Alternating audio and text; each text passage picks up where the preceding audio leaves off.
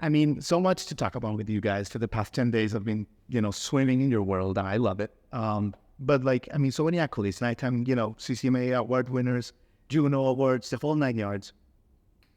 And you're still doing this, still fighting, still hustling, meetings this week, like still growing.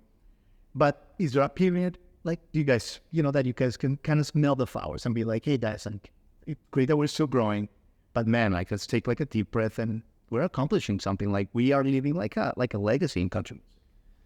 I think it's very easy to get busy with schedule and get busy with writing, recording, and then planning tour, and your whole year, and then the year flips and you do the whole thing again.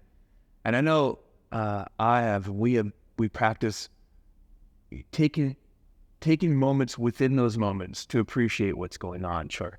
Walking up on stage, I find it's not just about getting through the show and making sure it's the best show ever. It's like taking a moment to walk up there, taking a look around, and take that in. So slowing down, I think, is a really beneficial thing for me anyway, is to really take in the moment. And, you're on stage, it's not just getting to the next song, it's like taking a moment, talk to the crowd, take a look at your surroundings, take it in, smell, breathe. Yeah. And I find that can actually smooth out the panic that sometimes is involved in touring, and that high-paced action that you're always either traveling, or you're getting somewhere, or you're sound checking, or you're playing, or just taking that moment to breathe and meet people. We love meeting people. Yeah. So the meet and greets are actually also a moment where it's not just, hi, what you need? All right, okay, great, nice to meet you. Move on. So, where are you from? Sure. Yeah. What'd you do today? Did you like the show? What's your favorite song? Yeah. Just taking some moments to really appreciate the people who are there. Because after all, the fans are what make our business. So if we get an opportunity to meet those people, let's make the most of it. Yeah.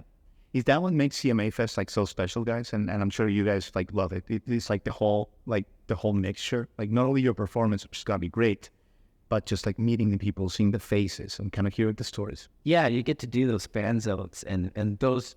One of our favorite things is after a show, we'll always do a meet and greet, right? And we get to connect with the people that came to the festival, and we'll have conversations with them. And you learn so much about your fans and how our music connects with their fans. But then you hear their stories, and their stories come back to us about what they were doing when they heard a song, or what they were going through, and you really see the human connection between the artist and the fan through the music. It's overwhelming when it first started happening, because you're really connecting into their lives. We're huge music fans, first and foremost. We all have those songs that we go to in times of trouble, elation, and we're no different. Yeah. So when we get to hear it back, it's just a real human experience, and it's something we love to do. Right. Yeah. Right. I mean, and just like one of our favorite things about the Washboard Union is the sense that you guys live in a state of joy, of gratitude with your music, of hope, like this beautiful kind of emotional states. And it's pretty consistent across your 14-year career. It's pretty cool. And I guess the question is, in like our brains are not wired to see the positive things. Our brains are wired for survival, to see like what's wrong.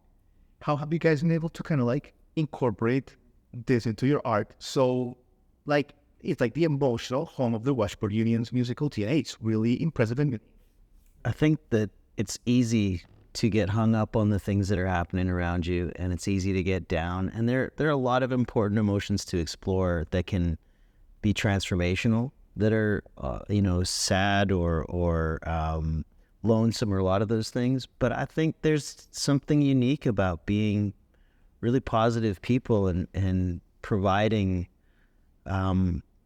a modicum of joy in a lot of people's lives. I think that's been interesting. That's not to say that there aren't a lot of songs about perseverance and that in terms of the Washboard Union's catalog. Yeah. But I think we're positive people in general, and I think there's a lot to be excited about in this world. And I think that one of the things that's always fascinated us as songwriters is never losing that childlike joy or childlike curiosity. Every day is so different for us along this journey. Yeah. David often has described it as sort of us building a tree fort that we're never going to finish. And so I don't think it's a conscious decision as much as it's a reflection of who we are as people and what interests us. I think to be able to have that unbridled curiosity and carry that through your whole life, you've got the world beat if you can do that, because that repels negativity and it allows you to endure situations that you may otherwise have fallen apart during. So I think there's an inherent part of that. And I think the last piece of that is it's a lot easier to be able to find the excitement in life when you're doing it with your two best friends. I think that being a solo artist can sometimes be a pretty lonely journey, but when you've got your two brothers to lean on, whether you're experiencing the highest of highs or something that could tear one of you apart in singularity, I think that it's pretty exciting to be able to have that to lean on, so you're able to endure things that you might not have been able to endure otherwise. Yeah. And I think a good visual representation of that spirit you're saying is the band on her shirt video. I think that is like, for anyone that's new to you guys, like you see that video and you see, it speaks for itself, the communion with thousands and thousands of fans around. I think it also, you attract what you put out. And we hit the stage with an energy because we love to be there. So we put that out, and we're really lucky that our fans also like to be there and have a good time. So they put out an energy towards us, and then we're attracted even further to that. So that's this interesting symbiotic relationship between the audience and ourselves that we all just sort of build up an energy and sort of lean on hope. Yeah, absolutely. Well, guys, I know you guys got a lot going on, so let me guys kind of leave you with this. Obviously, Canadian music is growing so much, but let me also ask you about Canadian music. It's like I just feel like maybe Canadian music Canadian country used to be seen as like the little cousin, the little brother, or something like that. And I just feel like the quality now, it's of our neighbors up north, it's like in many cases better than it's ever been. What do you attribute that to? Just like online, just like the young blood, like it's pretty inspiring.